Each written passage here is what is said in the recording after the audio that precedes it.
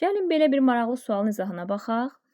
Deməli, şəhərdən və indidən sözlərin Eyler-Venn diaqrammasiyasını fərqləndirib və səhv olanı tapmaq lazımdır. Yəni, hansı rəqəmin yeri səhv yazılıb. İlk növbədə qeyd edək ki, dan, dən şəkilçili sözlər bəzən isim məqamında və zərf məqamında bizi çaşdıra bilər. Çaşmamaq üçün biz nəyə diqqət etməliyik? Sözə sual vermək lazımdır. Məsələn, şəhərdən sözünə sual verək, haradan sualına cavab verir.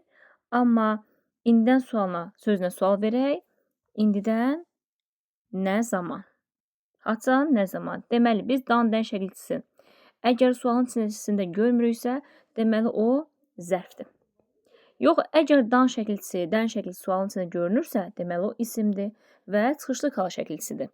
Baxaq, zərf deyil, bəli, bir doğrudur. Variantlardan biri çıxırıq. Şəkilçi ilə işlənib. Bu fikir, bu məqam. Əslində, hər ikisində şəkilçi var. Bizə fərq etmir. Bu şəkilçi istər qrammatik şəkilçi olsun, istər leksik şəkilçi olsun. Əlbəttə ki, yerli şal şəkilçisi qrammatikdir, amma zaman zərfi düzəldən şəkilçimiz leksik şəkilçidir. Ona görə 2-nin yeri səhvdir və burada olmalı deyil. Bu, ortada yazılmalıdır əslində, hər iki tərəfə aiddir.